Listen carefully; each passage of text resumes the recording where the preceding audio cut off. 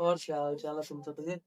मुझे पता है, आजकल ब्लॉग में उतना व्यू नहीं तुम लोग को देखने को मिलता है, जितना पहले देखने को मिलता था। इसका कारण मैं खुद हूँ, क्योंकि पूरा रोटेशन मैंने गड़बड़ा दिया है, खराब कर दिया था तब से, जब से मैं बाहर जाना स्टार्ट किया हूँ उसी वजह से थोड़ा सा हो गया। लेकिन कोई बात नहीं, ठीक है, अपने हिसाब से चलते हैं।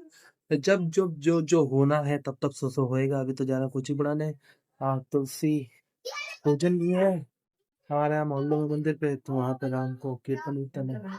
सुबह सुबह शाम को सुबह था, तो वहाँ पे था कुछ देर, मजा आता है, कीर्तन वीर्तन होता है। ये आँख फड़फड़ा रही है भाई वाली, समझ नहीं आ रहा क्या हो गया।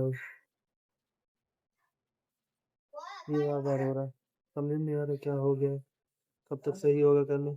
चलो फिलहाल तो कोचिंग पढ़ाने जा रहा हूँ, और काफी लेट ब्लॉग स्टार्ट किया, इसको माफी चाहूंगा, क्योंकि डेली एक चीज दिखाना भी सही नहीं लगता ना, कि मतलब वही सुबह सुबह बच्चे को दिखाते स्टार्टिंग तो एक जगह से करना मॉर्निंग में सही नहीं लगता हमेशा।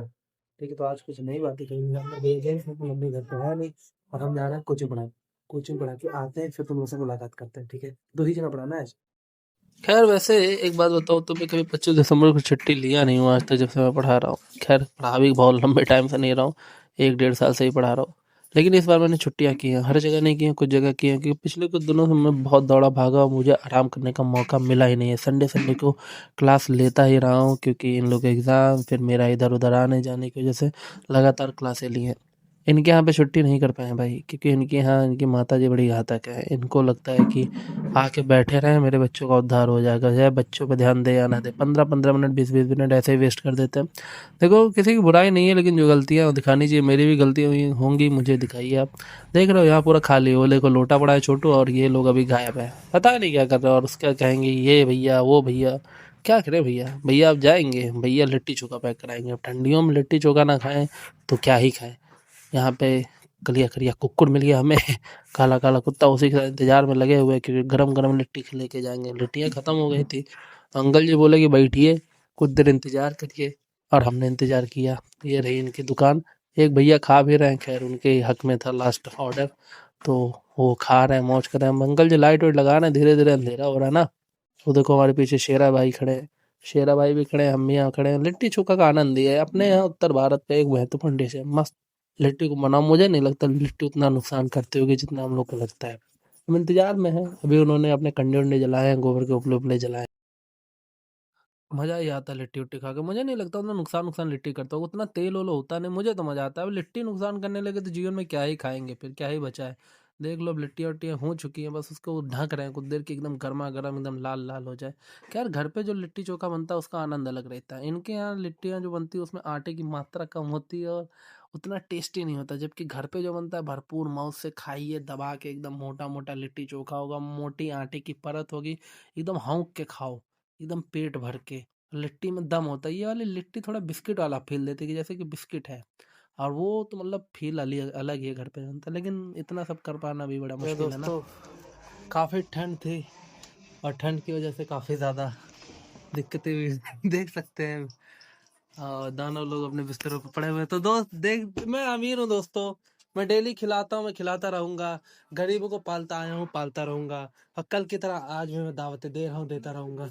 मैं किसी भी गरीब को भूख मैं किसी भी गरीब को भूख की वजह से ठंडी में सोने नहीं दूंगा, और ये मेरा प्रण है, यही मेरी आशा, यही मेरी निराशा। कल बर्गर खिलाया, लिट्टी खिलाऊंगा, चिंता मत कर अजीब, तुझे कोई हानि और क्षति नहीं पहुंचने दूंगा मैं।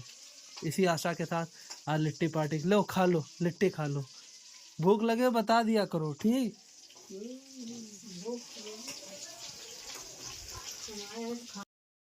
भाई ठंडियाँ और मोहल्ले में ऐसे चौपाले ना बैठा, एक लोग आग जलाएंगे, 4 लोग जो नहीं भी जानते वो भी आके बैठेंगे और अपनी पंचायत चालू कर देंगे। यही हर मोहल्ले में होता है यार, यही हमारे मोहल्ले में भी हो रहा है। और ये जब तक चलता रहेगा, जब तक ये भारतवर्ष है, ये देश है, यहाँ की एकता अखंडता सारी चीज़ें।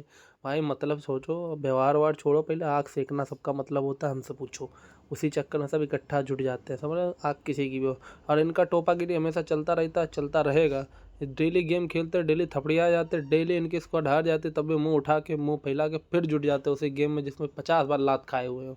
लेकिन ये इंसान थकने और हारने का नाम ही नहीं ले रहा है। तुम लोग को लगता है ना लखनऊ में ठंडी नहीं पड़ती, सिर्फ गाँव में ठंड पड़ती है। तो तुमको एक चीज दिखाना चाहता, तुम लोग देखो और ये बताओ। ये देखो। और ये अभी 10 बजे का माहौल है। 10 बजे का। भाई हम जिस एरिया में रहते हैं उस एरिया में तो ठंड दबा के पड़ती है भाई। दबा के पड़ती है ठंड। और हम लखनऊ के बाहर नहीं रहते, मान लो लखनऊ के सेंटर में ही है लगभग लगभग। मेन एरिया में देखो कोई भी विजिबिलिटी है ही नहीं है। बहुत भयंकर ठंड पड़ रही है।